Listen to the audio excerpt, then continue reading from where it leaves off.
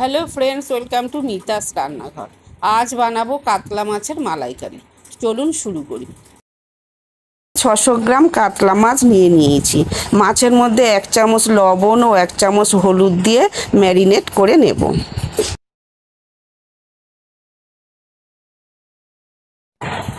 পনেরো মিনিটের জন্য রেখে দেব।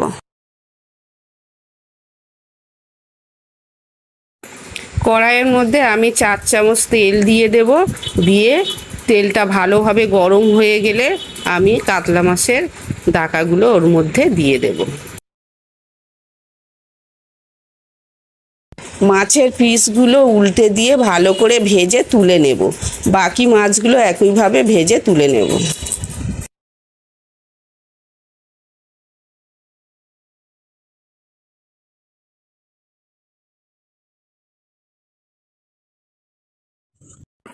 এখানে নিয়েছি একটা বড় সাইজের পেঁয়াজ, একটা টমেটো, আদা, রসুন আর নেব 2-3টে কাঁচা লঙ্কা দিয়ে একসাথে মিক্সার গ্রাইন্ডারের মধ্যে পেস্ট করে নেব।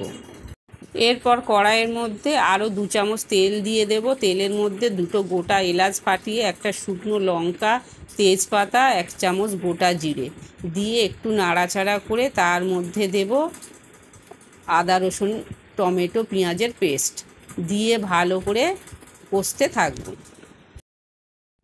এরপর এর মধ্যে দেব 1 চামচ জিরে গুঁড়ো, 1 চামচ লবণ, 1 চামচ লাল লঙ্কার গুঁড়ো দিয়ে অল্প একটু জল দিয়ে আবার ভালো করে মিশিয়ে নেব।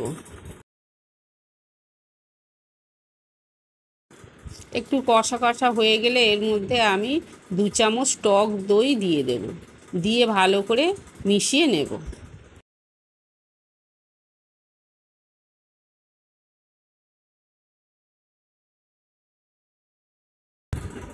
দইয়ের বাটিটা ধুয়ে জল দিয়ে দেবো।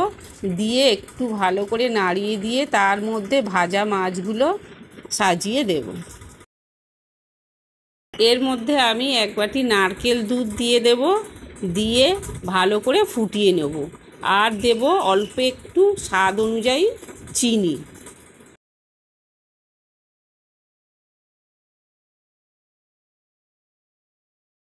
ওপর থেকে গরম মশলা ছড়িয়ে দেব। এই আমাদের তৈরি হয়ে গিয়েছে মালাই কাতলা। এই ছিল আজকের রেসিপি। যদি ভালো লাগে বন্ধুরা লাইক, শেয়ার, কমেন্ট ও সাবস্ক্রাইব করতে ভুলবেন না। আবার দেখা হবে নতুন কোনো রেসিপি নিয়ে। ধন্যবাদ।